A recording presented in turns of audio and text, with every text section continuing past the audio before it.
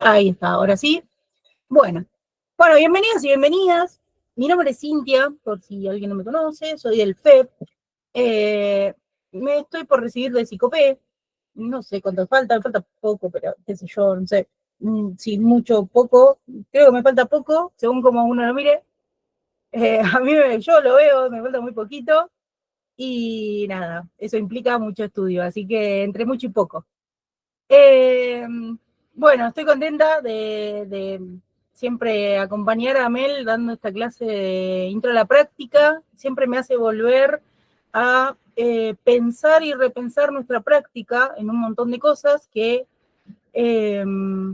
que ahora vamos a ver y que son sumamente interesantes. Por otro lado, para quienes ingresaron este año, hacen por primera vez la materia, decirles que esto es una materia muy importante y es una base para nuestra carrera realmente. O sea, se los digo de corazón, se los digo porque yo también vuelvo, como bien digo, cada vez que leo para esta materia, vuelvo a recordar ciertas cosas que hacen piso en nuestra carrera y eso está buenísimo. Ustedes saben que la formación en cuanto a lo que es la UNS, no sé si se da en otros espacios, o sea, nosotros somos muy particulares en la formación del psicopé o de la psicopé, como ustedes bien saben. Somos muy autorreferenciales también, y como verán ustedes en sus módulos, el módulo de intro a la práctica puntualmente, o sea, lo que da inicio a nuestra práctica, está armado por las profes de nuestra carrera.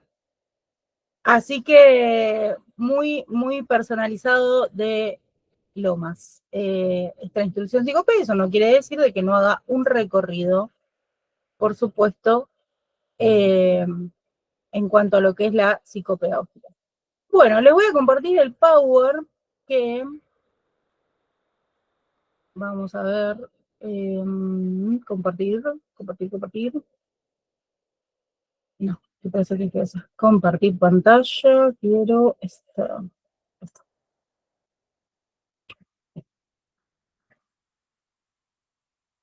Bueno, ¿ustedes lo ven bien?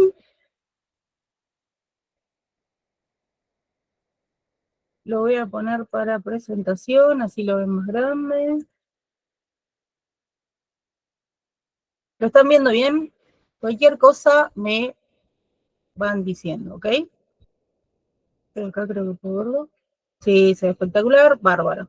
Bueno, acá lo que tenemos es una pequeña presentación que ya medio la hice yo, ¿no? En cuanto a lo que es la psicopedagogía, ¿sí? Que está dentro de la rama de lo que es la salud mental, ¿sí? Por eso cuando nos recibimos, nosotros tenemos la olea o la matrícula que la hacemos en lo que es lo mismo que los médicos, en el mismo lugar, además porque no tenemos colegio acá en Buenos Aires, ¿no? Lo hacemos dentro de lo que es la salud mental. Dentro de lo que es la psicopedagogía podemos hablar de lo que es lo multiparadigmático, que ahora lo vamos a ver en profundidad, igual no se asusten, que tiene que ver con distintas disciplinas o distintos discursos que vamos tomando y vamos aplicando al paciente según el paciente. Se trata de construir el conocimiento. La construcción del conocimiento viene en la rama o a partir de pensar la idea de que no está todo dicho, ¿sí? De que los tiempos cambian, ¿sí? Y con ello se van agregando no solo paradigmas en sí, ¿sí? No solo van creciendo discursos, ¿sí? Sino que el sujeto cambia también. Entonces, nosotros al estar situados en lo social puntualmente, a ver, ¿qué quiere decir cuando hablamos de situados en lo social? Voy a profundizar un poquito acá, aunque después lo vamos a ver más en profundidad. Cuando hablamos de estar situados en lo social, quiere decir que nosotros, al hablar de un paciente, lo que hacemos es situarlo en tiempo y espacio, ¿sí? Si el paciente o la paciente que nosotros vamos a tener presenta cierta dificultad en tales aprendizajes, nosotros lo ponemos en un contexto social en el que estamos, ¿ok? Por ejemplo, hoy día la aceleración en cuanto a el saber inmediato y las cosas inmediatas, no solo la tenemos todos, más allá de cuando hayamos nacido, crecido y demás, sino que niños, niñas, o las niñeces en general, las adolescencias, hoy día, están muchísimo más insertos en eso, ¿ok? Y lo que tenemos que hacer en cuanto a eso es ver a ese sujeto en este tiempo, más allá de el enfoque que nosotros leemos, el discurso en el que estemos parados, la herramienta que vayamos a utilizar, a mí mucho la palabra herramienta no me gusta, pero la herramienta que vayamos a utilizar, ¿sí? Ese sujeto en tal contexto social, bueno, va a presentar tales cosas, porque si no vamos diagnosticando todo el tiempo por el mundo, ¿se entiende? Si no todos tenemos TDAH a esta altura, ¿ok? Entonces, esto de construir el conocimiento es tanto con el paciente y también nosotros en cuanto a el espacio también en el que estamos con ese paciente. Bueno, la caja de herramientas es una de, de las teorías que más utilizamos, o sea, el hecho de pensar que nosotros construimos nuestra caja de herramientas mediante lo que decía uno de los textos, que es el formarnos, ¿sí? La formación, que no solo tiene que ver con lo que estudiamos ahora, que es la licenciatura, no solo tiene que ver con eso. Primero pensar que nosotros, al estar estudiando una carrera como psicopedagogía, que todo el tiempo está detrás de esto que le decía, de lo social, del espacio y tiempo en el que estoy aprendiendo, yo todo el tiempo me tengo que estar formando, ¿sí? Entonces, nuestra caja de herramientas está compuesta no solo por los discursos adquiridos en cuanto a la carrera y todas las herramientas que vamos a adquirir en cuanto a la carrera. ¿Qué quiero hablar? Cuando digo discursos me refiero a, por ejemplo, lo cognitivo-conductual que hoy está de moda, el psicoanálisis, ¿ok? Esos son los discursos. El constructivismo, el cognitivismo, si me tiro más para un lado, si me tiro más para el otro. Bueno, lo que nos invita a la psicopedagogía a hacer es el hecho de tomar el discurso que me sirva para entender a este paciente. ¿Sí? La neurociencia, que está más basada en lo biológico por ahí, ¿sí? Bien. Trabajamos con sujetos en situación de aprendizaje. Esto va a abarcar una amplia gama que tiene que ver con un sujeto desde la gestación hasta lo largo de toda su vida, ¿sí? Y bueno, los psicopedagogos nos llamamos los especialistas en aprendizaje.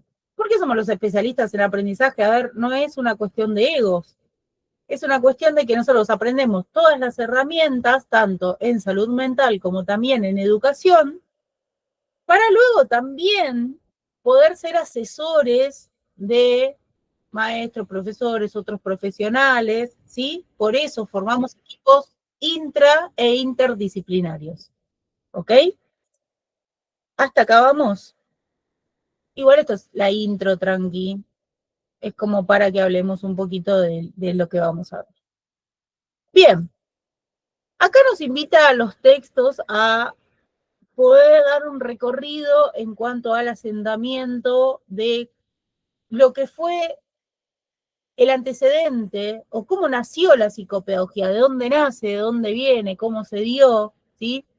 ¿Por qué se dio?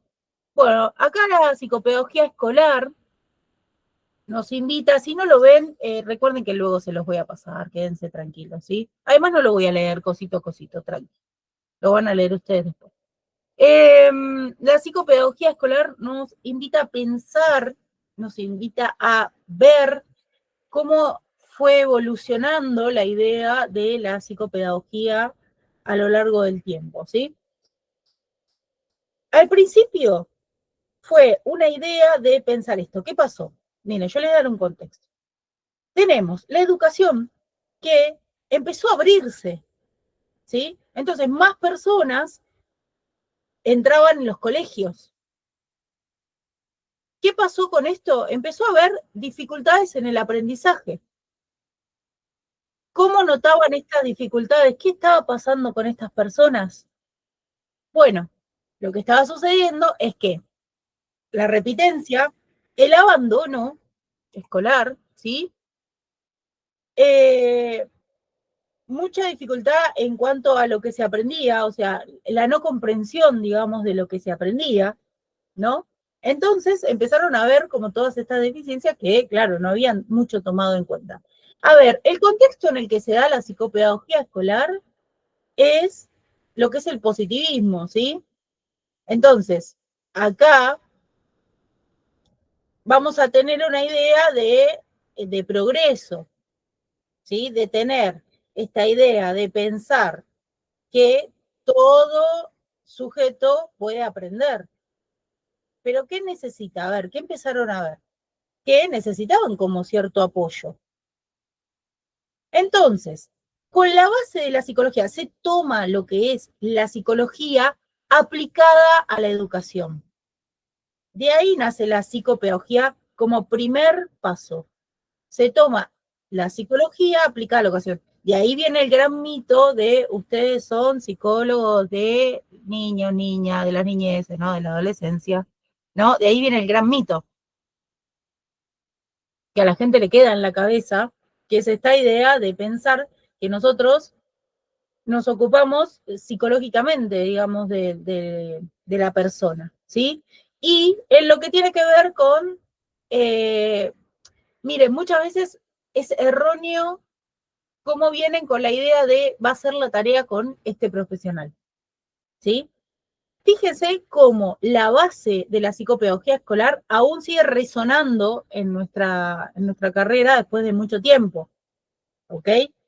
Entonces, ¿qué hacía un psicopedagogo o psicopedagoga escolar? Bueno, básicamente lo que hacía era una tarea reeducativa. Esto es sumamente importante de pensar, porque luego vamos a hablar de cómo cambia este rol, ¿sí? Lo que hacía, o su rol, era reeducativo. ¿Qué pasaba? Le traían a estudiantes que tenían cierta dificultad en el aprendizaje y que la maestra o el maestro no estaba pudiendo resolver, y bueno, que lo resuelva esta persona. Lo que se ocupaba, básicamente, si alguien de acá trabaja, bueno, no sé, no sé si tienen otra carrera base, capaz que sí, pero, o si conocen de lo que se llaman hoy día, los docentes, que nosotros podemos ser, por ejemplo, docentes de inclusión, es lo que hacen los docentes de inclusión, o si vieron en su trabajo, si alguien es acompañante y conoce las MAI, los DI, los DAI, según como le llamen, eh, es eso, es acompañar a una persona, ¿sí? En su dificultad puntual, hacer, adaptar, digamos, ese conocimiento que se tenía, eso que se estaba queriendo transmitir, a puntualmente esa persona y ayudarlo, acompañarlo en eso, ¿ok? Y después también lo que hacía era asesorar, digamos, a la maestra en cuanto a cómo podría llegar a enseñarle al estudiante, pero básicamente, o sea, era como, toma el pibe, arréglamelo, más o menos era así la cosa. Bueno, espero no estarme olvidando de nada de esto importante, por lo menos, seguro me estoy olvidando de muchas cosas. No, eso es lo más importante. O sea, el objeto de estudio va a ser el alumno, básicamente, que de hecho, dado el contexto, lo vamos a llamar alumno, ¿sí? A ese punto era un alumno. Objeto de estudio. Yo, Sí, yo Cintia, agregaría más que nada que en esta parte es solo en el ámbito escolar cuando lo hablamos. No lo piensen eh, en la multiplicidad que hay ahora. Y ahora después, cuando sigamos avanzando y veamos el de transición y el de complejidad, voy a aclarar una diferencia que es quizás una confusión usual, que es el término de multidisciplinariedad y interdisciplinariedad, que no es lo mismo. Así que ahora cuando termines aclaro eso y ya está. dale, buenísimo, sí, sí, por supuesto. Avanzamos. Avanzamos acá. Bueno, acá hay una llamada etapa de transición, ¿sí? Se va a llamar así porque nos va a llevar a... Bueno, acá lo que empieza a suceder es cambiar, digamos, esa mirada en cuanto a lo educativo puntualmente. Che, ¿saben qué me olvidé del anterior? Paren. Vamos a volver. ¿Saben qué me olvidé? Que acá, puntualmente, la educación, digamos, que se tenía en cuanto al estudiante, ¿sí? O al alumno, y lo que va a tomar también la psicopedagogía es basado en el paradigma del conductismo. Para esto es importante, casi me lo olvido. ¿Saben qué? ¿Por qué les digo que es importante? Porque el conductismo lo que habla es mediante un estímulo, una respuesta a ese estímulo. Entonces, ¿qué se hacía? La idea era que se haga una continuación, porque el conductismo lo que tiene es esto, que para que este estímulo que viene de afuera no es que se aprende, ¿sí? Es mecánico. O sea, yo doy un estímulo para que éste aprenda lo que yo quiero que aprenda, ¿está? Lo aprende, lo adquiere, digamos. No lo quiere, lo aprende. Aprende la conducta de hacerlo, ¿sí?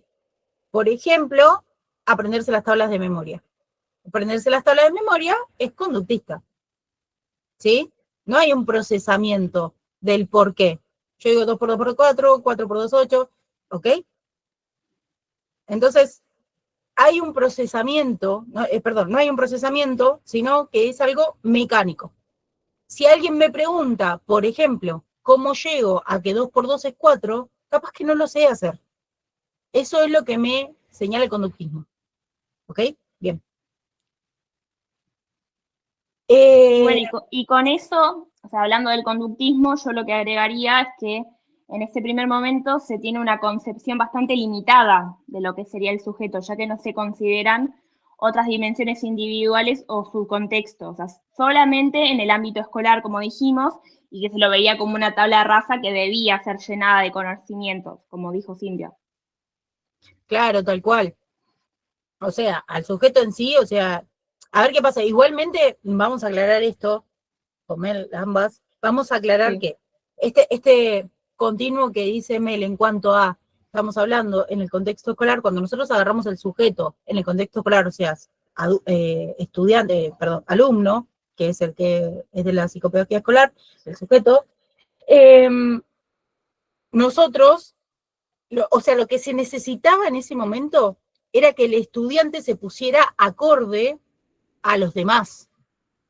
Este no me está aprendiendo, entonces no me está aprendiendo como los otros. Eso es más o menos el concepto. Cuando Mel dice lo de la tabla rasa, es el hecho de llenámelo de este conocimiento. Yo necesito que aprenda esto. Por ejemplo, lo que estamos diciendo, ¿no? En cuanto a las tablas. No las aprende. Bueno, el conductismo es, bueno, dale, de memoria, 2 por 2, 4. ¿Entendés? 2 por 3, 6. 2 por 4, 8. El mecanicismo. ¿Sí? Entonces iba, lo repetía como logro y estaba, ok, ya ahí podía pasar, digamos. ¿Se entiende? Bien. ¿Sabes qué había? Importante esto que había notado en cuanto a Skinner, que yo le puse aparte, no sé, Mel, si vos lo ves, sí, yo te había pasado el Power, así que vos lo tenés como más fresco ahí. Sí. Esto que aporta Skinner, diferente a lo que ya venía tratando Watson, Pavlov, todo esto, ¿sí? Es que él aporta el hecho de esto del castigo, ¿sí? O del premio en cuanto a si algo se hace mal o se hace bien. De ahí viene, por ejemplo, el ser calificados, ¿sí? Me califican el conocimiento. Yo tengo un 8, soy más o menos bueno, tengo un 10, soy buenísimo, tengo un 5, soy malo, tengo un 3, soy malísimo, ¿se entiende? Bueno, de ahí viene un poquito esto, que lo implementa Skinner. Si bien, obviamente que se hacían castigos corporales también en ese tiempo, pero esto lo vamos a dejar de lado porque no viene a la psicopedagogía. Más allá de eso, viene esto del premio o castigo en cuanto a, por ejemplo, lo que tiene que ver con la calificación, ¿sí? Esto lo implementa Skinner, o lo propone Skinner, vamos a decirlo así, que es lo que es en realidad, o sea, lo propone Skinner, ¿sí? Y se va a tomar esto como para poder calificar al estudiante o poder también, bueno, hacer lo que se venía haciendo en cuanto al conductismo en sí, que es el hecho de, bueno, si no lo aprende es malísimo. O sea, iba a tener un castigo en cuanto a eso, no sé, la repetición, por ejemplo, el repetir el año. ¿Sí? Eso es importante, porque es un aporte que hace Skinner que va más allá de lo otro y que también, por supuesto, que el psicopé estaba inmerso en este discurso, no es que no es como el psicopé ahora, que nosotros podemos reelaborar nuestra propia práctica todo el tiempo, discutir entre nosotros, repensar. No, en ese momento estaba inserto en eso, capaz que había algún que otro que pensaba diferente, pero estaba inserto en eso, y también se subía como a esa ola, o sea, esa era como la forma en la que trabajaba un psicopé también. No es que vamos a romantizar la psicopedagogía en ese tiempo porque era así. Volviendo a esto, decía que se crea una etapa de transición que nos va a llevar a lo que es la psicopedagogía hoy día, ¿sí? Al pensamiento que tenemos hoy día, que ahora vamos a llegar. Pero en esta etapa de transición se gesta lo que luego va a ser el paradigma cognitivo. Yo quiero aclarar que acá no hay todos cognitivistas. Por ejemplo, Piaget y Vygotsky son constructivistas. Y ahora vamos a ver la diferencia entre el cognitivismo y el constructivismo. ¿Qué pasa? Piaget y Vygotsky sí son pie a la creación del paradigma cognitivista. ¿Está bien? Voy a aclarar todo esto, tranquis, no voy a dejarlo a la deriva. Vamos a hablar de esto puntualmente. Esta etapa de transición, ¿sí? Va a haber como una redefinición, digamos, de ciertas cosas en cuanto al rol del psícope, ¿sí? Y también el pensar ya no al sujeto solo como alumno, ¿sí? Sino a un sujeto que aprende en cualquier contexto. En esta etapa ya definimos más el objeto de estudio, ¿sí? Se define más a lo que venimos, digo, más a lo que trabajamos ahora, que ahora lo vamos a ver, ¿ok? Se define un poco más el objeto de estudio, ¿sí? Y se redefine un poco en cuanto al rol que toma el psícope. Ahora, ¿qué empieza a dar base eso? Primero, Piaget y Vygotsky. Piaget nos va a hablar de una educación en cuanto a la construcción que hace el sujeto cuando toma un objeto, ¿sí? Lo que nos dice, así como entre nosotros, Piaget, básicamente, es que el sujeto aprende mediante la manipulación del objeto, ¿sí? Y que va a presentar etapas que hoy día más o menos, ya casi no se usa mucho el tema de las etapas, pero bueno, Piaget presenta ciertas etapas evolutivas donde dice que el conocimiento va creciendo de menor a mayor intensidad, ¿sí? ¿Está bien la palabra intensidad, Mary? De menor a mayor intensidad, ¿sí? Entonces, ¿cómo, por ejemplo, esto? Para salir de lo teórico, les digo algo muy fácil. Vieron que en Argentina y en países medio aledaños es muy común que tomemos mate. Hoy día, bueno, mundialmente es conocido que nosotros tomamos mate, más o menos se ve la forma, ¿sí? Pero en otros países no se toma mate. Entonces no saben cómo funciona el sistema mate. Pero si yo les doy un mate, van a saber que tiene una bombilla. Y lo más probable es que hayan visto bombillas en su vida, porque beber con bombillas, eso es mundial, ¿sí? Entonces lo más probable es que hayan visto bombillas. Igual yo vi extranjeros tomar así, o sea, intentar tomar así el mate, rari. Pero básicamente, o sea, o en lo genérico, lo que va a hacer un ser humano es entender que si tiene una bombilla, va a tener que succionar de la bombilla para tomar un mate. ¿Ok? Esto es lo que más o menos dice Piaget. Que O sea, este ser humano, si bien no sabe lo que es un mate en sí, o armarlo, o un montón de cosas, porque no está como en su cultura en sí, o no lo ha aprendido, o sea, no tiene una etapa en la que ha aprendido eso, sí entiende cómo tomar este mate, pero también luego yo le voy a enseñar cómo hacer el mate. Y esta persona, cuando yo le dé el mate, va entonces a empezar a mirarlo y va a empezar a ver también, como lo hice yo, obviamente, y va a empezar a manipularlo. Entonces, a partir de ahí se va a ser experto en esto, ¿ok? Tampoco, ustedes me van a decir, no es tan difícil para un adulto. No, no es tan difícil para un adulto porque ya tiene un conocimiento previo de otras cosas, obviamente. Ahora, si le doy a armar un mate a un niño de 2 años, y, viste, se va a complicar un poquito. Igualmente, tipo, en Argentina es muy común que un niño hasta de 1 año pueda armar un mate, obviamente, porque en nuestra cultura está inserto ya de por sí. Pero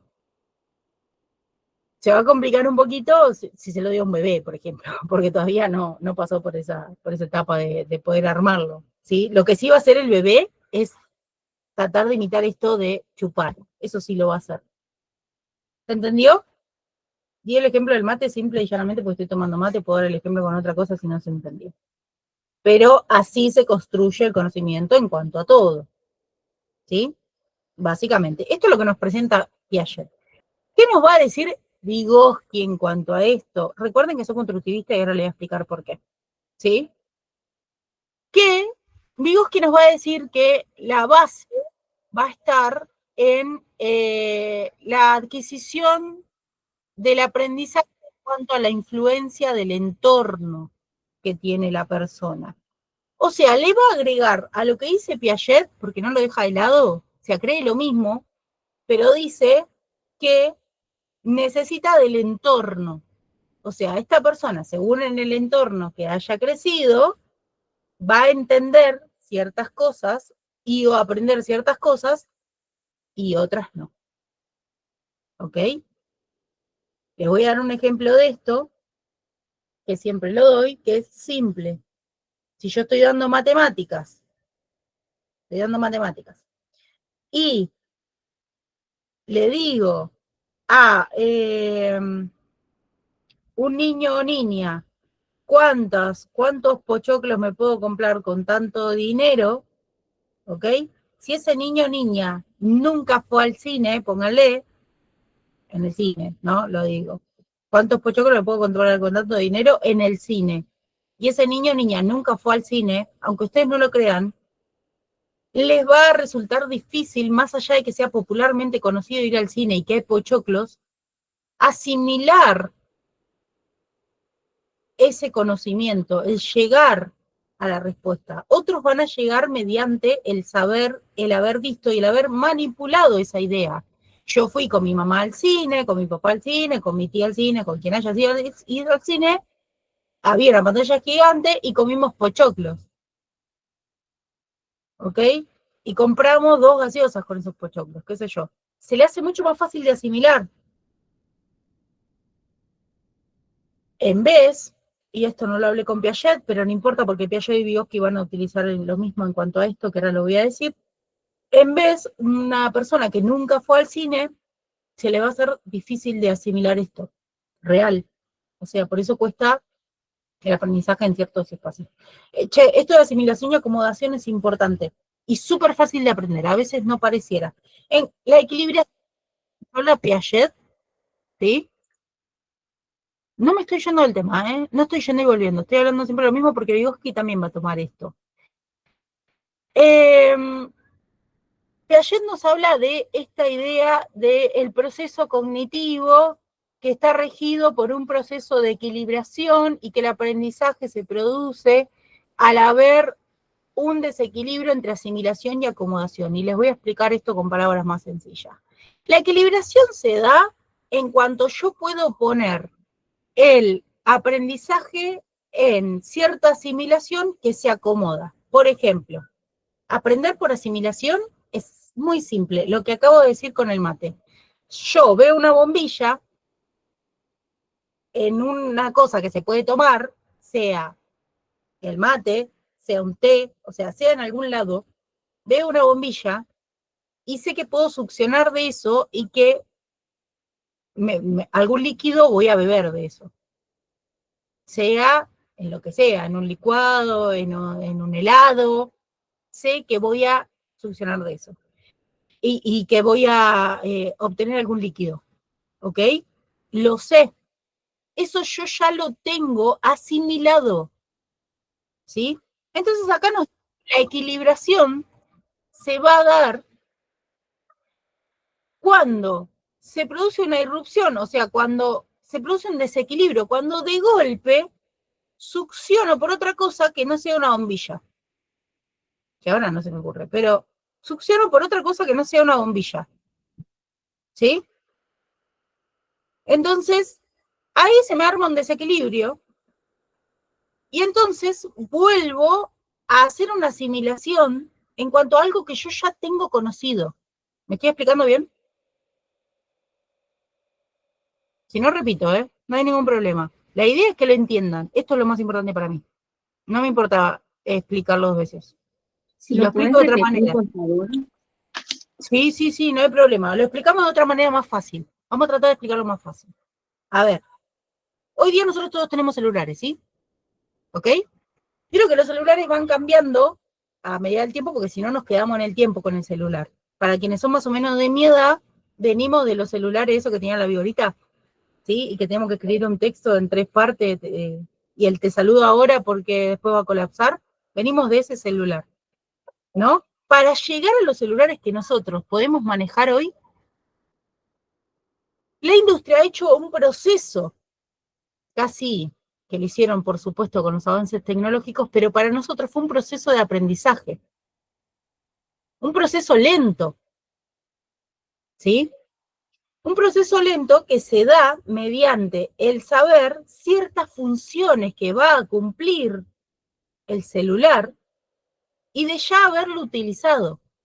Yo sé que en WhatsApp puedo mandar tales mensajes, bueno, hoy día es re común, pero antes, como bien les decía, teníamos el mandar por texto, antes de existir WhatsApp.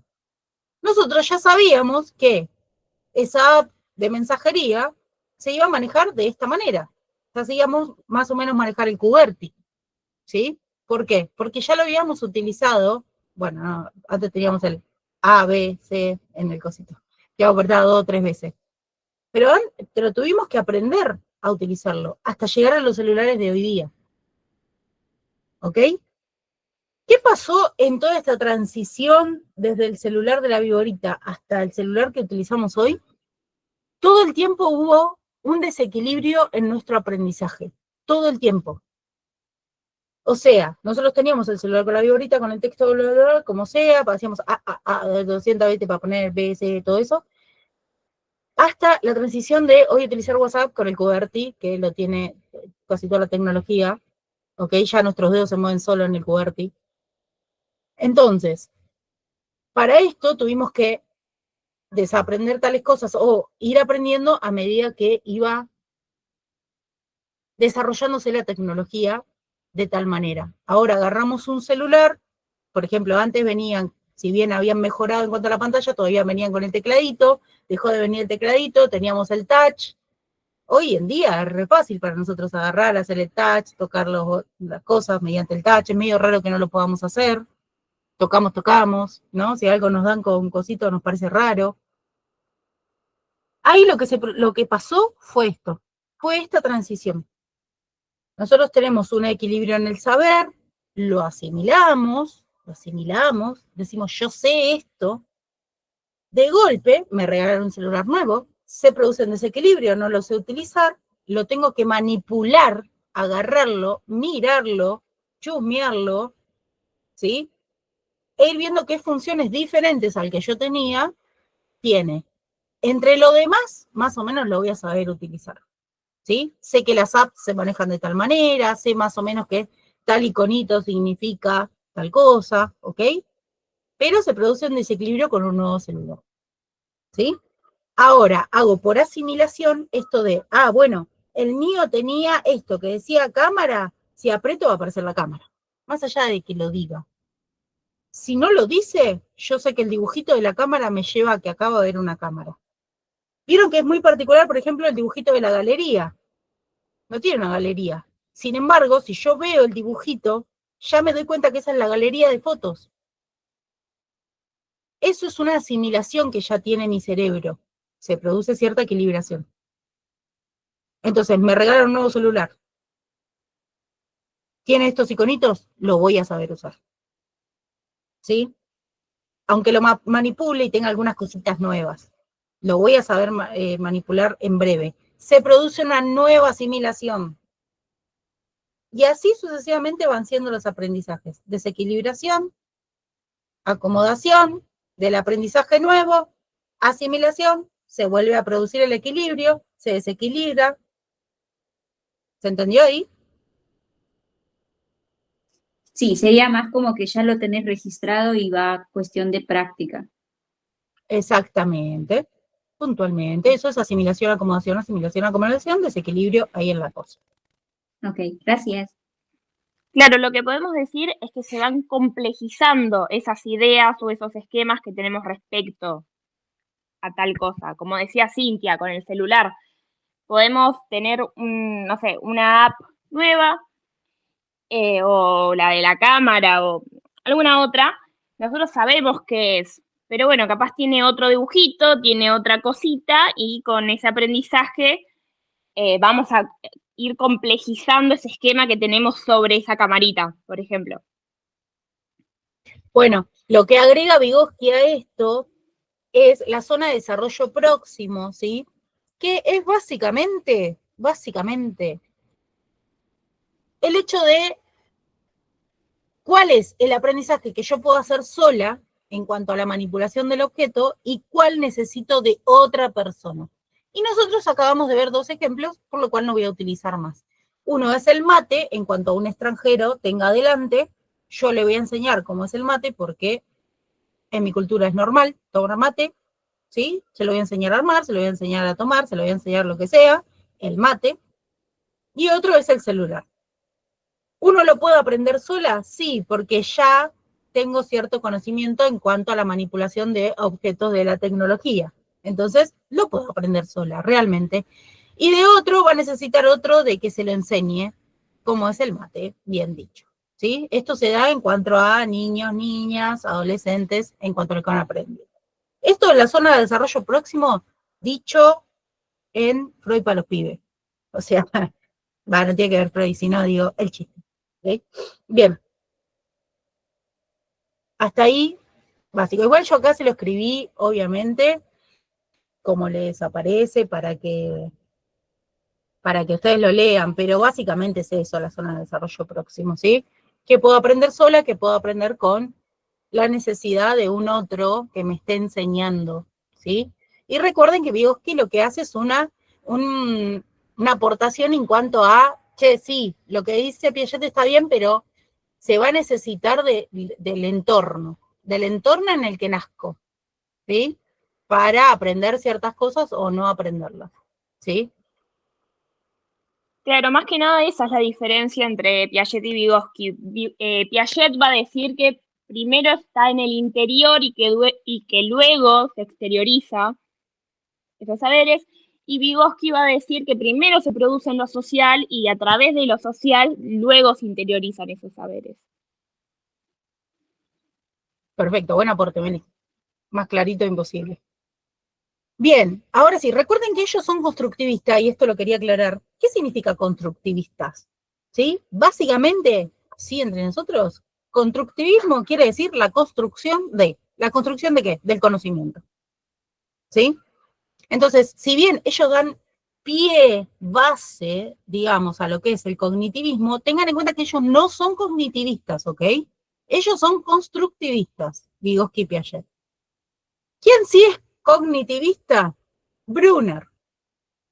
Brunner va a tomar lo que decían Piaget y Vygotsky, él se inserta puntualmente en lo que es la educación, Brunner, él sí es cognitivista. ¿Qué pasa? ¿Cómo se produce esto del cognitivismo? ¿Cómo llega esta ola cognitivista, digamos? Empieza a suceder que la tecnología empieza a avanzar. ¿De qué nos habla el cognitivismo? Básicamente es el procesamiento. Miren la diferencia con el conductismo acá, ¿eh? Ojo con esto. El procesamiento del saber. ¿Por qué? Porque el cognitivismo lo que nos va a decir es que el cerebro va a ser como una computadora. ¿Ok? Quienes ya hicieron intro a la educación y o la estén haciendo, no, perdón. Quienes ya hicieron psicología o la estén haciendo ahora, que para psicopedagogía habló el cuatri pasado, así que ya lo tuvieron que hacer o no hacer, era la cosa. Quienes ya hicieron psicología, esto se les va a hacer súper fácil de entender. La computadora, perdón, el cerebro es una computadora, ¿cómo funciona? Bueno, hay un software y un hardware, y lo que hace es que le mete información. Yo meto información en la computadora, de hecho acá, donde están ustedes, yo puedo meter información, ¿sí? ¿Qué tiene la computadora? Programas que toman esta información, ¿sí? ¿Qué pasa? Pensemos bien el cognitivismo en este sentido. La computadora, para devolverme algo, tiene que haber un procesamiento sí o sí. Un procesamiento tomado de algo, ¿sí? Les voy a dar un ejemplo de la IA, que es el ChatGPT, póngale, o cualquier IA, de, no sé, Gemini, cualquiera, para que me devuelva algo, tiene que ir a la búsqueda, por ejemplo, Gemini de Google, tiene que ir a la búsqueda de Google, tomar lo que sabe de ahí, incluso creo que ChatGPT también utiliza Google, toma más o menos lo que encuentra por ahí, ¿ok? Y me devuelve una respuesta en cuanto a eso, a menos que yo le suba algo que quiero que me haga, pero si no, me está devolviendo una respuesta salida de la información que tiene a mano, que es generalmente Google o los portales de búsqueda, ¿ok? Bien, no me estoy yendo, ¿eh? Les estoy tomando esto para pensar el cognitivismo. ¿Qué hizo ahí ChatGPT o cualquier IA en cuanto a esto? Hizo un procesamiento de la información, ¿ok? No es que yo agarré y le dije a ChatGPT, yo quiero que me hagas un resumen y el resumen va a ser este, y yo le pasé el resumen. Eso sería conductismo, que yo quiero que me haga lo que yo quiero que me haga y que me responda lo que yo quiero que me responda, ¿ok? Cintia, Mm, ¿te puedo hacer una consulta? mm. ¿Qué sería que se toma el alumno como tabla laica? Raza, Laica, la clase a eso. que no tienen ningún tipo de conocimiento. ¿Sería justamente esto? En cuanto al cognitivismo, no. Tiene que Sería haber. como que vos vas a Al construir, o sea, conductismo vas a sería. meter información todo para que como que es algo blanco y tú pintas una hojita, todo vas construyendo ahí. Son como huellas némicas, ¿no? Claro. Ya entendí, ya No, no entendí. son como huellas El anémicas. conductismo sería. No, No, no, no, huellas anémicas es otra cosa. la tabla rasa Claro, es pero es como algo que en vos blanco vas a ir totalmente. poniendo ahí, vas a ir llenando información o todo lo que Claro. vos quieras. Pero en cuanto a la conducta, que es diferente a la huella anémica. En cuanto a la Claro, conducta, sí, sí. yo quiero que hagas tal conducta ahora. Por eso, cuando nosotros hablábamos del conductismo, decíamos que tenía que ser secuencial, o sea, que yo lo tengo que hacer todo el tiempo para que la persona no pierda como esa conducta, porque si yo dejo de hacerlo, la persona va a dejar de tener esa conducta porque no la tiene adquirida. Se la estoy metiendo yo, o quiero que yo lo haga. Quiero que lo haga así, punto. Por ejemplo, la diferencia con el cognitivismo es que va a ser un procesamiento de esa información. A ver, ¿qué nos propone el cognitivismo? El pensar el hecho de algo que ya tiene que tener incorporado el estudiante para que lo pueda procesar.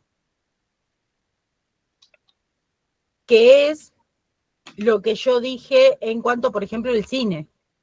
Tiene incorporado qué es un cine, se va a situar en el lugar, va a entender de qué le estoy hablando, ¿sí? Va a entender el pochoclo. Es una estupidez, pero no es una estupidez para nosotros, para los psicopés, no es ninguna estupidez esto.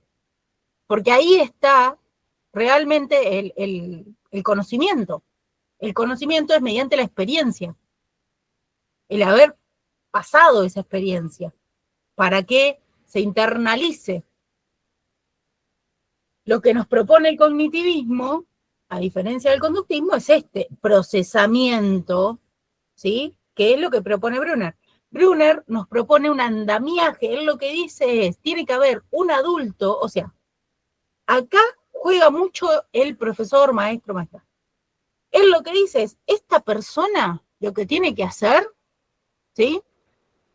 Deben enseñar como un patrón, una estructura, ¿sí? E ir acompañando ese saber. Acá sí, cuando hablamos de aprenderme las tablas, es un andamiaje que se hace cuando yo digo, y para llegar a 2 por 2, 4, ya no es 2 por 2, 4, 2 por 3, 6, no, ¿cómo llego? ¿Cómo llego a 4? ¿Por qué 2 por 2 es 4? Y hago entonces todo el caminito hasta entender por qué 2 por 2 es 4. Estoy haciendo un procesamiento, ¿sí? Y quien me acompaña es el docente en este procesamiento. Eso se llama andamiaje, que es lo que propone Brunner. Teniendo en cuenta que Brunner es netamente cognitivista. ¿Qué toma Brunner de Piaget y Vygotsky? Toma esto, pero de Vygotsky puntualmente es la inserción en la cultura. Él dice que la persona va a aprender mejor cuando algo tiene que ver con su propia cultura. ¿Se entiende? Por ejemplo, bueno, hoy día con la globalización, ¿vieron? Se hace una mezcla importantísima que a veces no entendemos.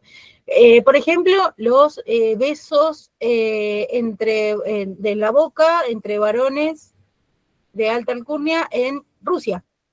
Nosotros lo vemos y acá, por supuesto que los varones, digo por supuesto, estoy re loca, digo, nadie, por ejemplo, el presidente nunca lo vemos darse un beso con otro hombre, ¿no? Con ningún intendente, nunca lo vimos, porque no es algo que tenga que ver con nuestra cultura. En nuestra cultura, para darse un beso entre varones es que son homosexuales, ¿sí? Sin embargo, allá no se toma como tal cosa en Rusia, ¿ok? Se ve normal, súper normal. ¿Se entiende? Entonces, este saber que nos propone Brunner tiene que ver con esto.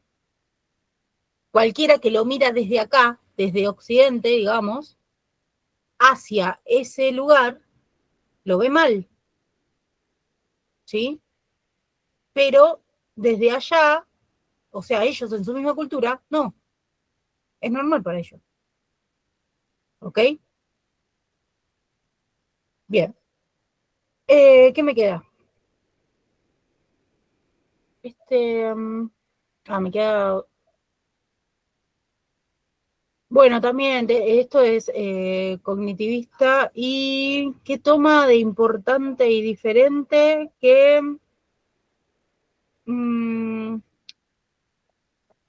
el hecho de pensar, acá Usube lo que nos dice, es el hecho de pensar que tiene que ver con, o sea, el aprendizaje se va a producir mediante los propios intereses de la persona. Si algo no le interesa, le va a costar mucho aprenderlo.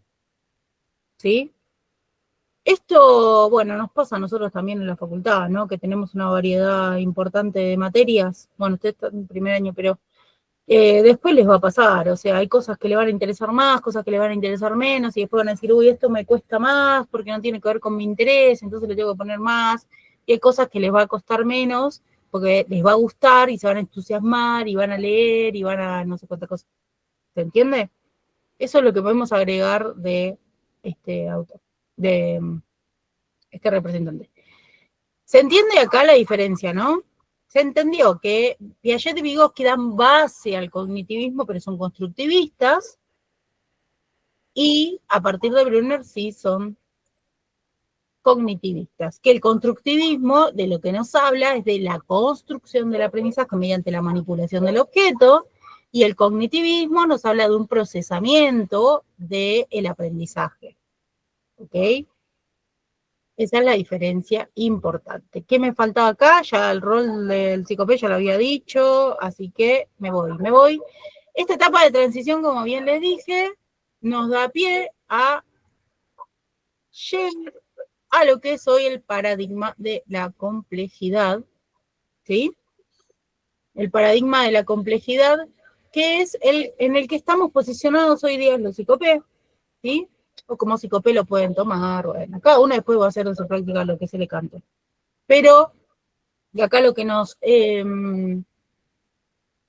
propone, digamos, la psicopedagogía en lo que es la UNS, es tomar este paradigma de la complejidad, ¿sí?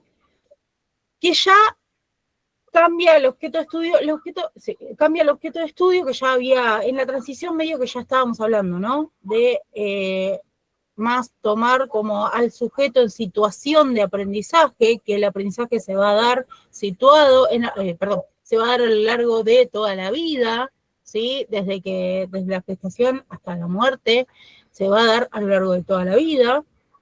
Todos los escenarios van a ser lugares de aprendizaje para un sujeto, ¿sí?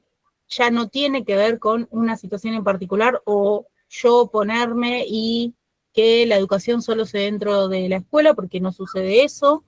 La situación se da, el aprendizaje se da en toda situación de la vida que estemos atravesando, todo es un aprendizaje. No estoy romantizando nada, tiene que ver con eso, real. O sea, todo lo que pasamos tiene que ver con todos los días aprendemos cosas, y de eso es de lo que se ocupa la psicopedagogía, básicamente. O sea, del aprendizaje en toda circunstancia, ¿sí? Eso es lo que analiza, eso es lo que estudia. Después, por supuesto, que va viendo más puntualidades que ahora vamos a ir hablando. A ver qué he puesto acá.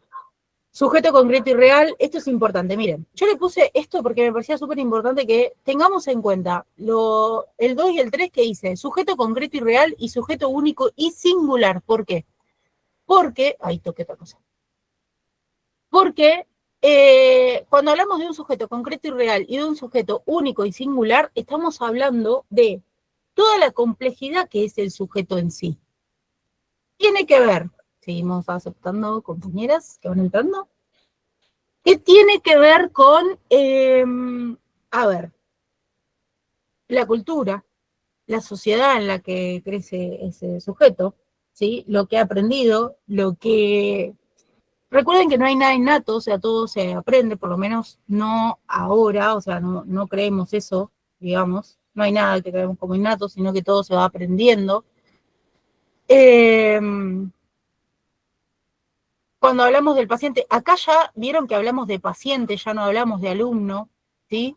Tenemos que tomar en cuenta que el paciente es único, particular, irrepetible, integral, que quiere decir que es un todo, está inserto en una sociedad y todo lo que eso conlleva en cuanto a dónde crece, con quiénes, ¿sí? Que tiene su propio mapa genético, que esto ya lo habíamos hablado, o sea, luego van a tener materias ustedes que tienen que ver mucho con lo genético, ustedes, digo yo también, ¿no? Por supuesto que...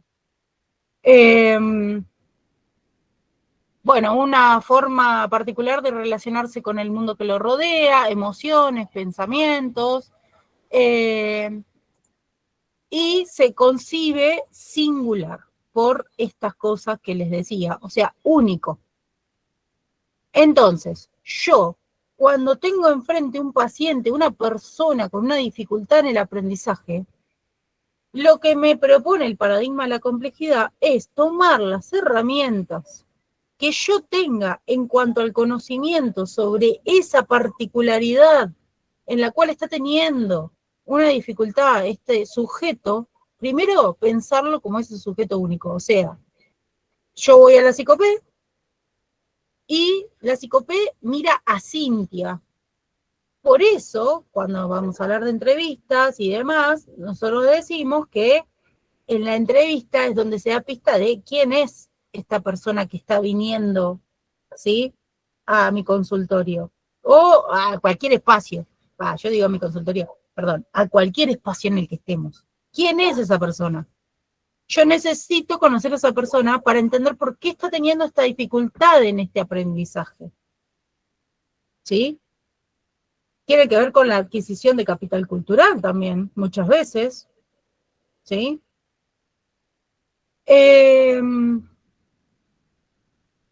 Bueno, decía esto que es cuanto único. Yo tengo que ver al sujeto. Esto es lo que me presenta el paradigma de la complejidad. Entonces, ¿qué quiere decir paradigma de la complejidad? Que este sujeto que tengo adelante es complejo. ¿Por qué? Por todo lo que conlleva en sí al sujeto en sí. O sea, es ese sujeto al que estoy mirando. Y únicamente voy a poder ayudar a esta persona con las herramientas que yo tengo. Primero, de adquirir las herramientas que ya habíamos hablado antes en cuanto a esto de formarme, que es lo que también el paradigma de la complejidad nos lleva.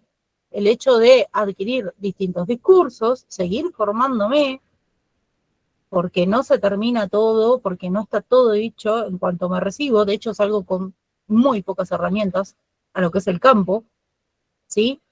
Y les aseguro que hay tantas dificultades, quienes no trabajan en el campo, digo, para que lo sepan, hay tantas dificultades cuán personas hay en el mundo, ¿sí? Todos nosotros tenemos algún tipo de dificultad. Y esto es importante de tenerlo en cuenta. ¿Qué me falta acá? Bueno, el aprendizaje también toma como una... Bueno, los perritos. El aprendizaje también toma como una dimensión en cuanto a esto que es importante, por eso se los puse, ¿sí? Que es situado y colaborativo, es un entramado de relaciones donde se intercambian saberes previos, ideas, representaciones y valores. Ahora se los voy a explicar igual. Cada sujeto construye y reconstruye el conocimiento según sus esquemas, sus saberes y experiencias previas. Miren, esto no tiene mucho o no difiere mucho de lo que veníamos hablando, ¿sí? Nosotros vamos aprendiendo y reaprendiendo todo el tiempo, ya sea por un paso escolar, por lo que estamos haciendo ahora, o sea, en la educación formal, tanto así como experiencias en nuestra vida. Y esto es lo que tiene que ver con el aprendizaje. Por eso, cuando alguien viene a ver a un psicopé o lo derivan a un psicopé en cualquier ámbito en el que está, así sea laboral, así vaya a ver a un psicopé para ver una orientación vocacional, necesito saber quién es esta persona. ¿Ok? Y el rol de psicopé acá es más que nada el abordaje multidisciplinario, se los voy a hacer recortar. El rol del psicopé tiene que ver con un abordaje multidisciplinario, que es lo que venimos hablando. Le voy a dar un consejo que no sé quién, y ustedes pueden tomarlo o dejarlo, en cuanto a lo que tiene que ver con el parcial. Capaz Meli también quiere hablar sobre eso. Cuando vayan al parcial, hagan asociación en cuanto a lo que van a leer. La verdad que psicopedagogía en cuanto a, digo, intro a la práctica, ¿no? Lo que estamos viendo, no sé si ustedes se dan cuenta, pero la verdad que no tiene una complejidad en cuanto al saber de lo que en sí, en cantidad de información que yo tengo que tener. Es más un placer leer en cuanto a cuál es mi rol, de qué voy a trabajar, cuál es el asentamiento. Aparte es corto la idea que me dan en cuanto a lo que tiene que ver con el antecedente, en cuanto al crecimiento de la psicopedagogía, ¿sí? La transición, cómo llegó a este paradigma de la complejidad. Entonces, realmente les digo, cuando ustedes vayan al parcial, más allá de los nervios que yo comprendo que pueden llegar a tener, lean todo el parcial primero, traten de tranquilizarse, ¿sí? Y de cuando lean para el parcial, leer con esto que estamos haciendo nosotros, asociaciones en cuanto a la realidad de hoy día, en cuanto a yo misma en situación de aprendizaje, yo misma en cuanto a mi paso por la escuela, mi paso, o yo misma estudiante hoy día, ¿sí? Si ustedes se ponen en ese lugar, es muy fácil aprender que en intrapráctica en cuanto hasta este punto. Y no digo porque la materia sea fácil, sino por el hecho de que es un placer realmente leer sobre nuestra carrera y sobre qué hace o no hace un psicopé. Entonces, tratar de eso. Fíjense cómo nosotros hicimos asociaciones. Acá yo todo el tiempo hablé de asociaciones. Fíjense que ni les leía el Power, porque yo lo que puse en el Power es obviamente más detallado en cuanto a lo que decía, los módulos, pero la realidad es que si lo charlamos, es mucho más simple que lo que dicen las palabras en sí, ¿sí? O lo que significa eso. Esto, ustedes hagan lo que quieran, pero digo, yo ni me acuerdo hasta dónde dice el power, ¿eh? A las etapas, miren, esto es como para hacer, que hagamos un repaso, ahora lo hacemos. Pero digo, ¿sí? Nada, esto es como un consejo, si ustedes lo quieren tomar, yo se los dejo. Miren, esto se los hice a modo de repaso, porque como luego les voy a pasar el power, la idea es que a ustedes le quede como un repaso, ¿sí? Cuando hablamos de la psicopedagogía escolar, entonces, hablábamos de una medición del coeficiente intelectual, o sea que acá lo que estamos diciendo es que, según el coeficiente intelectual del sujeto, es que tenía algún tipo de dificultad en el aprendizaje, ¿sí? O se observaba qué tipo de dificultad tenía, si era muy dificultoso o menos dificultoso. El objeto de estudio era el alumno, el paradigma era posicionado en el paradigma positivista, ¿sí? O lo que se llama el conductismo, si lo quieren poner así. Se daba en una situación de enseñanza formal, no sé por qué sea normal, pero enseñanza normal o formal es lo mismo, que tenía que ver, como nos dijo Meli, estudiante dentro de la escuela o alumno, y el psicopé tenía un rol reeducativo, ¿sí?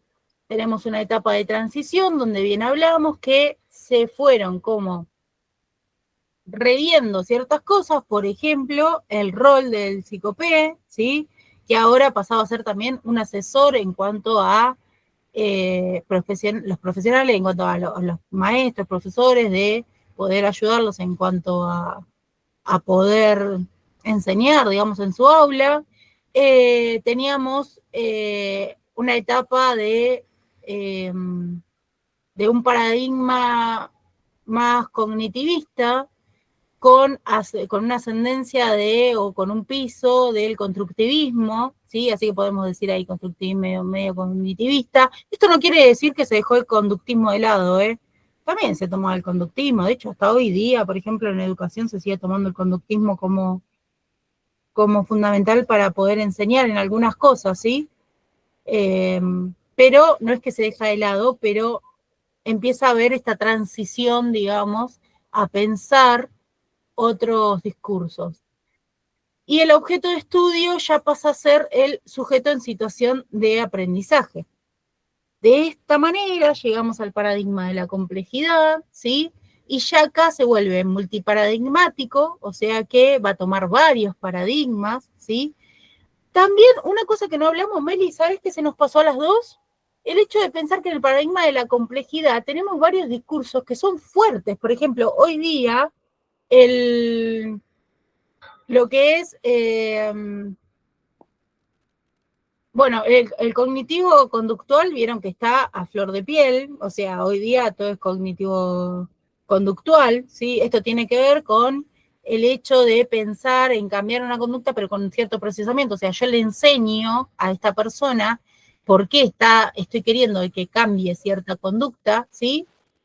Y bueno, está muy fuerte esto en lo que es la parte educativa. El psicoanálisis, muy fuerte, son las dos vías más fuertes, digamos, que tenemos hoy día en lo que es la educación, pero también va tomando cosas de la medicina, ¿sí? De la biología, de la antropología, entonces se vuelve multiparadigmático el paradigma de la complejidad, ¿ok?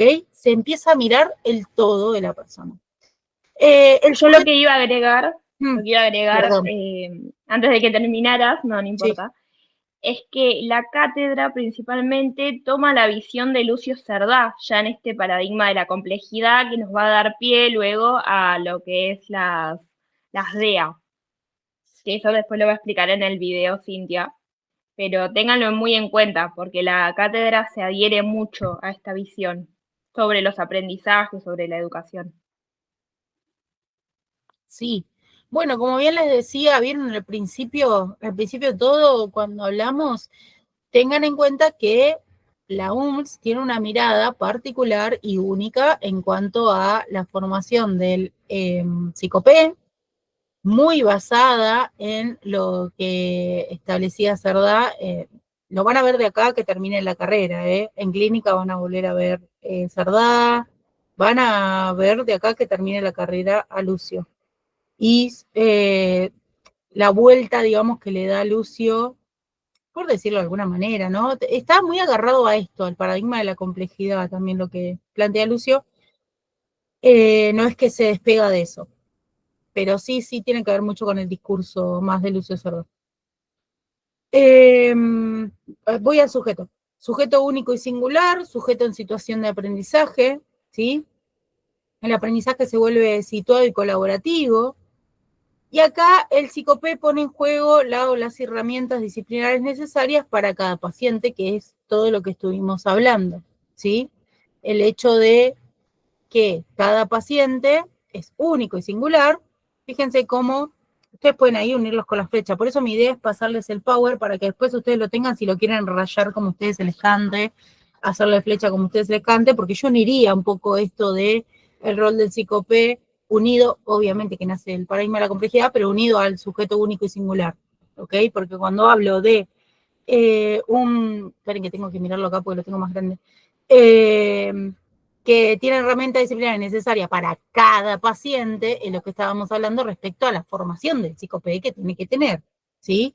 Que tiene que tener una formación discursiva amplia para que cuando yo tengo un paciente enfrente o en cualquier situación en la que esté trabajando, ese paciente, o sea, yo pueda entender cuál es la dificultad real que está teniendo este paciente y pueda abarcar el todo, ¿sí? De ese paciente, o sea, al sujeto en su completud y situado ¿en qué?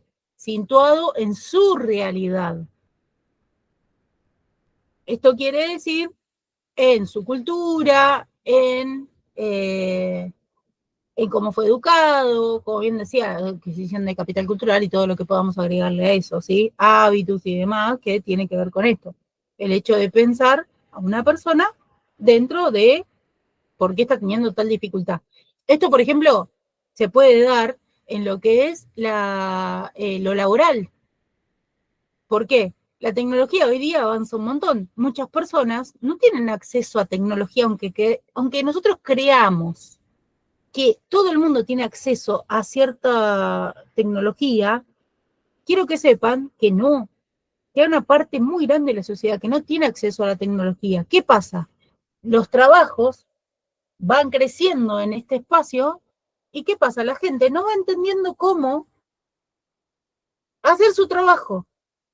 Entonces, si nosotros incluso estamos formados en cierto camino en cuanto a la tecnología, parece una estupidez lo que les estoy diciendo, y por ahí ustedes me dicen, no tiene nada que ver con un psicopé. Sí, si yo estoy inserta en cierto camino en cuanto a la tecnología, puedo ayudar y entender a una persona por qué está teniendo cierta dificultad por ahí en su trabajo. ¿Por qué no puede aprender cierta cosa, por lo cual no está siendo eficiente en el trabajo? Y esto tiene que ver con nosotros, con nuestro trabajo. Entonces, es muy importante la formación del psicopé, más en este paradigma de la complejidad. Es muy fuerte lo que nos piden ahí, lo que nos piden, no, lo que nosotros tenemos que hacer, nadie nos lo pide. O sea, la idea es esto. ¿Saben por qué les digo esto? Porque no lo estoy diciendo yo porque estoy loca. Yo estoy loca, sí, pero además tiene que ver con, si no me dejan mentir, yo no sé si tenemos los mismos textos, o se llaman igual, a veces cambian el nombre, ¿no? Títulos de grado y posgrado, la formación académica, no sé si a ustedes se les llama así, pero ustedes lo tienen al texto, no sé si se llama igual, pero ahí, fíjense cuando nos habla de que nos dice que la formación, un psicopedagogo o una psicopedagoga se forma constantemente, de forma sistemática, cursos, seminarios, posgrados, doctorados, maestrías o asistemática, grupos de estudio, supervisiones, etcétera. Todo el tiempo. Fíjense cómo hacemos pie ahí. Es importante pensar esto en el paradigma de la complejidad, porque no estamos solo mirando al sujeto, nos estamos mirando nosotros en nuestro rol acá. Por lo menos en el paradigma de la complejidad es esto. El mirar también nuestro rol muy fuerte y muy importante ahí. Mel, ¿vos querés agregar algo en cuanto a esto? No, en cuanto a esto, me parece que con lo que dijiste ya está bien. Sí, ok. Bueno, paren. ¿Saben qué? No, bueno, el de clínica todavía no lo armé, como verán. Me falta un poquito. La idea es que, bueno, a partir de acá en adelante, yo les arme la parte clínica, que si quieren se las digo igual. Miren, yo se las voy a decir ahora, pero vamos a profundizar en los videos, ¿ok? Se reatajaba, ¿no? Pero de verdad, en serio les digo, vamos a profundizar en los videos, pero les voy a dar un panorama. Cuando nosotros hablamos de clínica, acá en el paradigma de la complejidad en adelante, ya estamos hablando, o sea, a partir de este momento nosotros vamos a estar hablando del paradigma de la complejidad en adelante, ¿ok? Porque nosotros estamos posicionados en este paradigma. Bien. Acá nosotros tenemos muy fuerte lo que es clínica. La clínica es una mirada integral. Además de hablar de un espacio, que son 4 paredes, o sea, la clínica se le llama, como popularmente, ¿sí?, al espacio en el que hay un médico o un agente de la salud, sea quien sea. ¿Ok? Y nosotros hablamos de una mirada integral cuando hablamos de clínica. ¿Qué quiere decir una mirada integral? El hecho de todos los espacios en el que el psicopé va a trabajar, que es como ya veníamos hablando, la psicopedagogía laboral, la vocacional, forense, ámbito escolar, de por sí, bueno, obviamente, trabajar en un consultorio personal, ¿sí? Eso es una mirada integral. O sea, nosotros vamos a estar atravesados por este paradigma de la complejidad, todos y todas, sea el ámbito en el que sea que yo voy a tener al paciente delante. Es una mirada particular de este paciente que tiene que ver con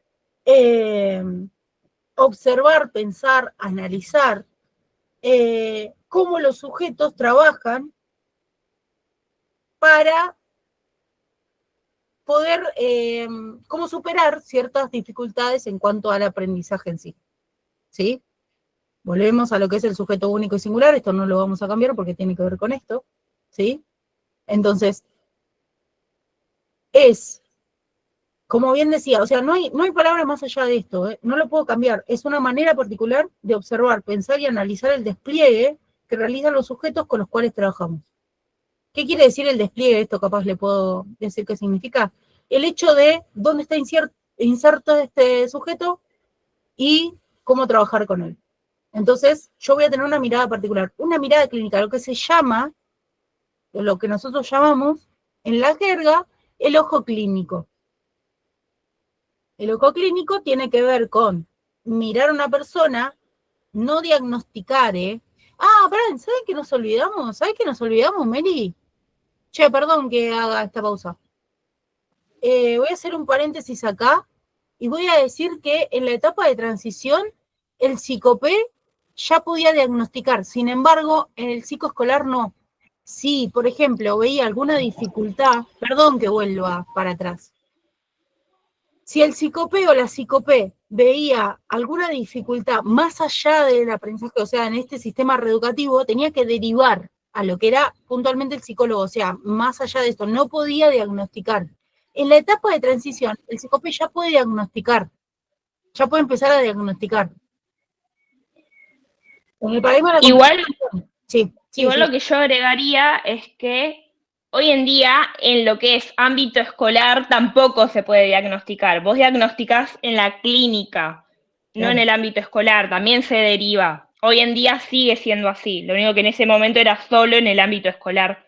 Y en el de transición pasaron a hacer también clínica, y bueno, y el resto de ámbitos que después vamos a ir desarrollando, o que van a ir viendo a lo largo de la materia.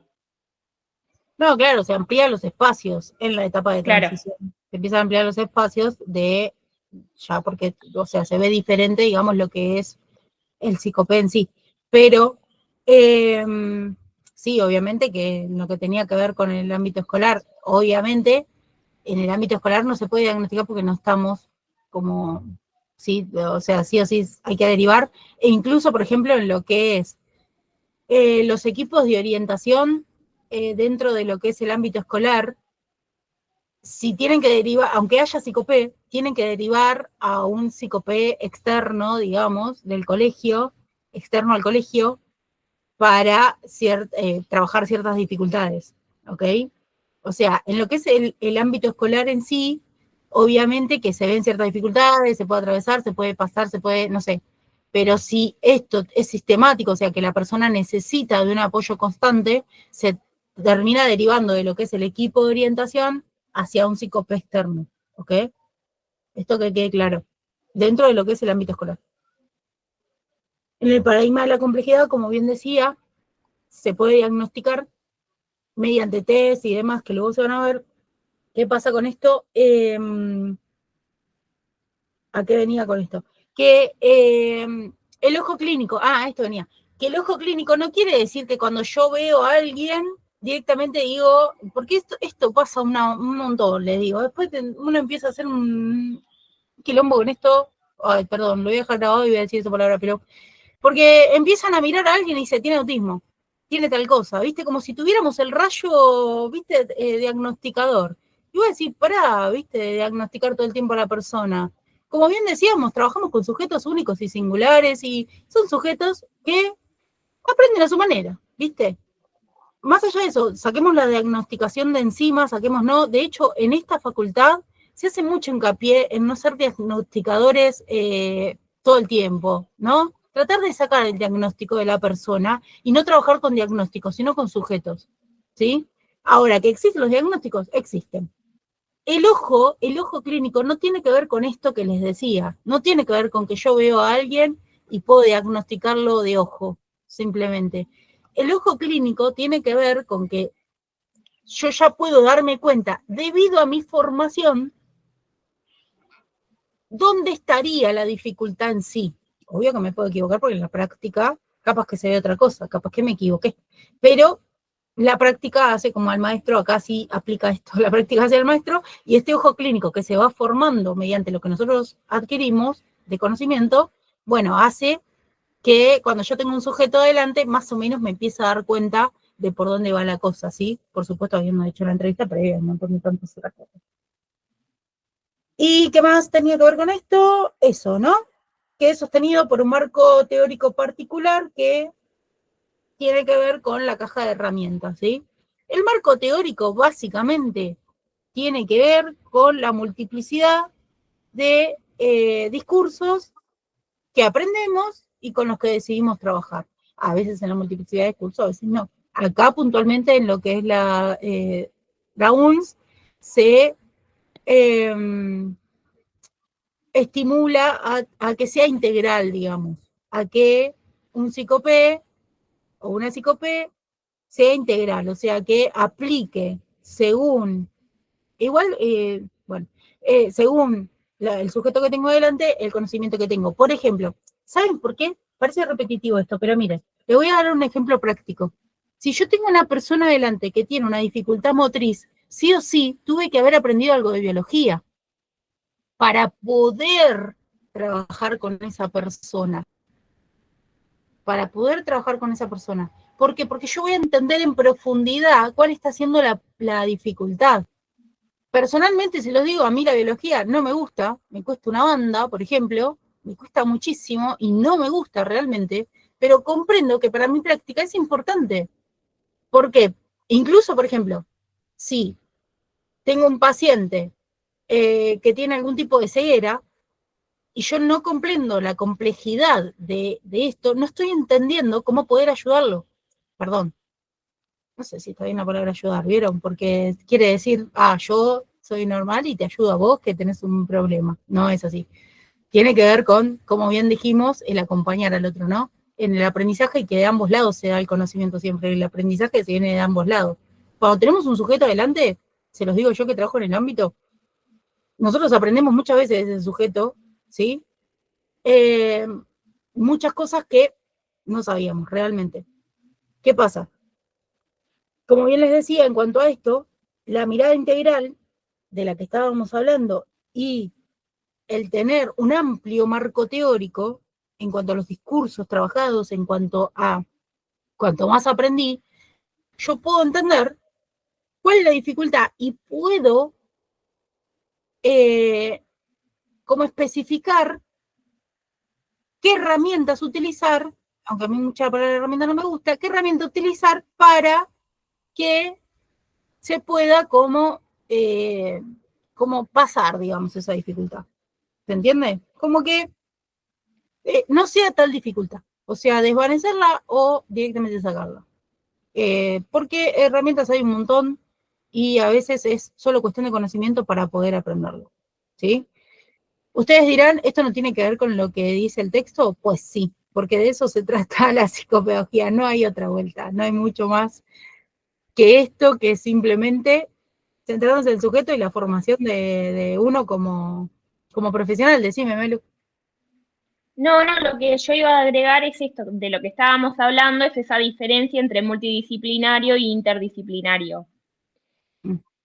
En cuanto a multidisciplinario, es que diferentes disciplinas, como su nombre lo indica, múltiples disciplinas, aportan desde sus propias áreas ciertos conocimientos y es ahí donde van aportando lo que cada uno sabe. No sé, desde la neurología aportan cierto conocimiento, desde la biología otro, desde la psicopedagogía otro, y cada conocimiento en específico no tienen, por así decirlo, una interacción entre ellos. Sí, se usan en común para llegar a un resultado, sí, pero no interactúan. Ahora, en lo interdisciplinario sí hay una integración de la que hablaba Cintia.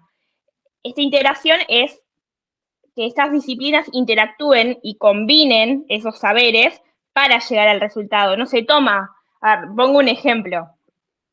Estamos en el consultorio y viene un nene que es derivado desde el neurólogo.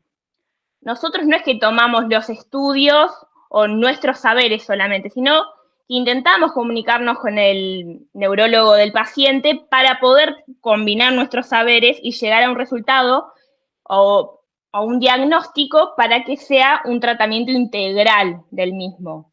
No tomamos solo lo nuestro, tomamos otras disciplinas, como dice Cintia, pero piénsenlo así. Gracias, Mel. Gracias por la explicación. Yo eso me lo había olvidado. Lo doy casi por entendido a veces. Se me pasa. Otra cosa que quiero agregar en este Meet que va a quedar grabado es si, más allá de que voy a hacer un video puntual para cada una de estas cosas, la diferencia entre DEA y DA, ¿sí? Que son las dificultades específicas en el aprendizaje y las dificultades en el aprendizaje. Se los digo ahora, lo dejo marcado para lo que es los videos que les voy a armar mañana, recuerden esto. Las DEA tienen que ver con las dificultades específicas en el aprendizaje. Y las DA son dificultades en el aprendizaje. A mí me gusta decir, y esto es particular, capaz les sirve a ustedes para razonarlo para el parcial, que las DA, o sea, las dificultades en el aprendizaje, son mediante, o sea, una otra cosa. A veces tiene que ver con una dificultad motriz, ¿sí? A veces tiene que ver con alguna enfermedad que esté pasando a la persona, ¿sí? O que se haya dado, por ejemplo, con los ACV, muchas veces. Y a veces tiene que ver con, o sea, como verán, tiene como un asentamiento en otra cosa, las DA, ¿sí? Las dificultades en el aprendizaje. O sea, viene mediante otra cosa. A veces, cuando es una dificultad como muy puntual en el aprendizaje, se desvanece, o sea, se trabaja en eso y se desvanece. Las dificultades específicas del aprendizaje, y esto grábenselo, tiene que ver con las partes de las DIS, discalculia, disgrafía, ¿sí? Dislexia, tiene que ver con la parte de las DIS. Son específicas en el aprendizaje, o sea, esa persona específicamente le cuesta, por ejemplo, la matemática, pero no le cuesta como a cualquiera de nosotros, tipo, ay, no sé, me dieron para hacer la recta no sé cuánto. No, no tiene que ver con eso, tiene que ver con un montón de cosas que abarca, digamos, la parte de las DIS, más en profundidad, obviamente, ¿no? Digo las DIS en general, no es solo dislexia, generalmente la más conocida es dislexia porque es más abarcativa y demás, pero después están cada una de esas, y también en ciertos grados, por ejemplo, y hay diferentes.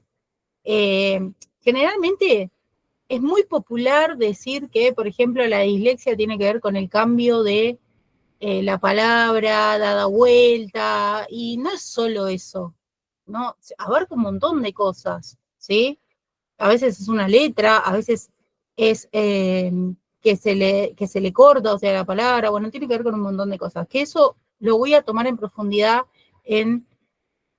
lo voy a tomar en palabra, digamos, en profundidad en los videos. Pero quería dejar asentado eso, porque para quien vea este video solamente, o qué sé yo, no sé,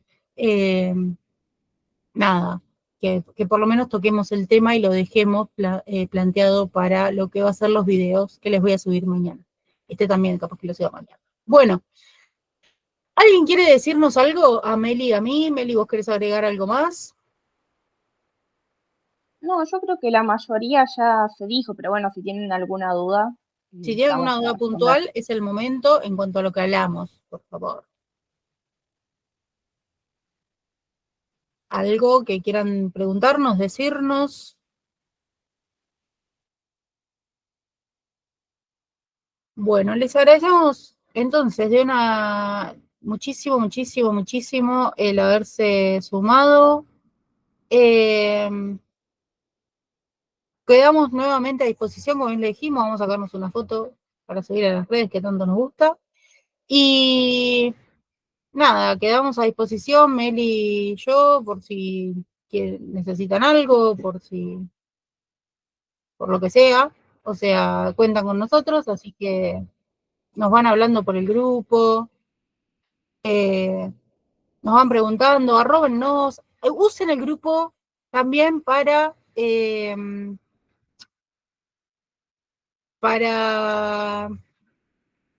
estudiar, que para eso se arma, para eso lo hacemos. El grupo es para estudiar, obviamente. Así que úsenlo todo lo que quieran, lo pueden usar toda la noche, nosotros no nos molesta